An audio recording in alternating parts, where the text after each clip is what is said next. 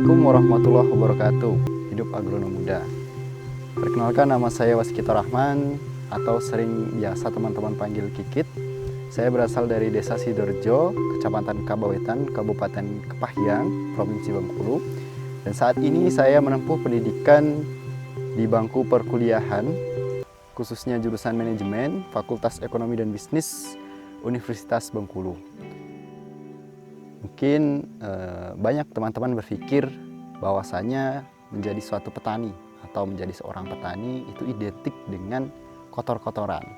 Namun di sini saya bisa bilang ke teman-teman, kalau berani kotor itu baik. Mungkin teman-teman pemuda tidak banyak ya yang menginginkan untuk ambil peran dalam bisnis, kita melaksanakan bisnis dalam bidang pertanian kayak gini. Namun perlu kita ingat ya teman-teman, bahwa bertani itu tidak sekotor yang teman-teman kira. Mungkin teman-teman mengira bahwasanya kotor yang kita hasilkan dari bertani itu ya memang kotor. Kita bermain dengan tanah, kita bermain dengan air, kita bermain dengan alam yang ada di sekitar kita. Kita menyatu dengan alam. Namun kotor yang kita hasilkan itu kotornya mulia teman-teman. Pekerjaan yang kita hasilkan itulah pekerjaan yang mulia. Meskipun kita kotor di luar, tapi di dalam hati kita bersih. Dan saya hadir di sini untuk mengubah mindset itu. Rasanya kita sebagai pemuda, penggerak ekonomi bangsa di masa yang akan datang, pasti teman-teman di sini sudah dengan mudah kita menerapkan ilmu-ilmu yang kita dapat. Dunia internet sekarang tersebar luas, kita mengambil informasi langsung dari internet, kita mengambil ilmu dari internet itu langsung. Dan di sini kita sebagai penggerak ekonomi bangsa nantinya, kita harus menciptakan dan kita harus mensuplaikan bahwasanya kebutuhan pangan di negara itu semakin tahun itu semakin bertambah. Oke, mungkin banyak teman-teman berpikir bahwasanya pasaran yang ada dalam pertanian ini fluktuatif. Ya, memang itulah menjadi masalah utama kita. Kita bisa menghasilkan barang yang berkualitas, kita bisa menghasilkan barang yang sehat dengan organik, tapi kita juga harus memikirkan target market kita. Dulunya saya memang menjualnya secara langsung ya ke tengkulak-tengkulak. Tapi setelah saya pikir-pikir, harga dalam tengkulak itu cenderung menguntungkan dan cenderung merugikan bagi kita. Tapi kebanyakan merugikan. Jarang sekali harga-harga yang menguntungkan petani. Jadi permainan harga itu sangat menentukan keuntungan petani. Jadi saya berpikir bahwasanya kalau kayak gini terus kita nggak bisa maju kayak gitu. Kalau tengkulak itu mau harga hasil pertanian murah mau tinggi, dia tetap untung. Tapi kalau petani, kalau harganya murah, dia rugi. Kalau harganya tinggi, baru dia bisa dapat untung. Jadi saya di sini mencoba membuat inovasi, salah satunya dengan mencoba mengemas cabai dengan menggunakan dengan sesuai standar kita tuh.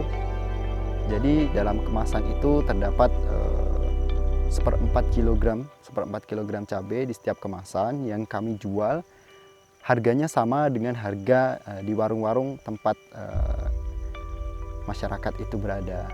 Jadi selain karena kita memangkas rantai pengepul tadi, otomatis kita bisa mendapatkan keuntungan yang jauh lebih tinggi. Karena di setiap halnya kayak gitu, itu bisa diambil keuntungan sekitar 20%. Bahkan bayangkan 20% itu kalau kita maksimalkan itu dalam modal 20 juta aja, itu udah berapa. Daripada kita jual langsung ke tengkulak. Jadi selain kita jual ke tengkulak, kita juga jual ke tengkulak sebenarnya. Tapi tidak seluruhnya. Kita ambil yang berkualitas untuk kita jual sendiri dalam skala rumahan dan juga skala rumah makan.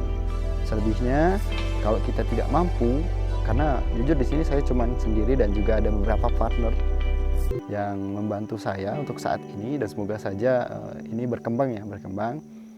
Saya tidak mampu untuk melakukan pengemasan secara standar operasional prosedur dengan seluruh cabai yang sebanyak ini. Jadi untuk saat ini karena juga sedang masa perkuliahan, kita coba maksimalkan, kita mencoba pengalamannya dulu.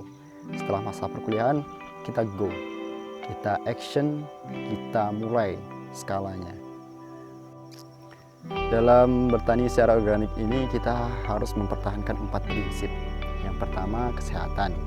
Jadi kesehatan yang harus kita pertahankan di situ adalah kesehatan tanahnya, kesehatan tanamannya, kesehatan bagi petaninya sendiri, dan juga kesehatan bagi konsumennya. Yang kedua adalah ekologi. Bagaimana kita harus ramah lingkungan saat kita melakukan perawatan. Yang ketiga itu adalah keadilan. Yang semula harga-harga sayuran secara organik itu tinggi, kita usahakan bagaimana banyak pemuda nantinya dan juga banyak petani nantinya yang juga ikut andil dalam pertanian organik, sehingga masyarakat yang menengah, masyarakat atas, dan juga masyarakat kecil juga bisa dapat menikmati hasil dari pertanian organik, agar kesehatan yang dihasilkan itu ke seluruh masyarakat yang ada.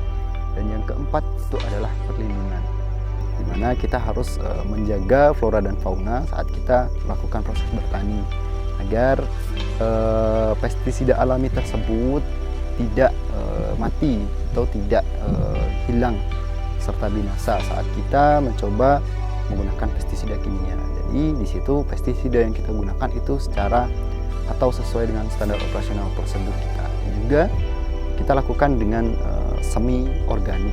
Agar apa? Agar tanah yang kita pakai itu bisa kita wariskan tanah subur ke anak cucu kita kelak. Oke, saya agronom muda. Saya tunggu kontribusi dari teman-teman. Assalamualaikum warahmatullahi wabarakatuh.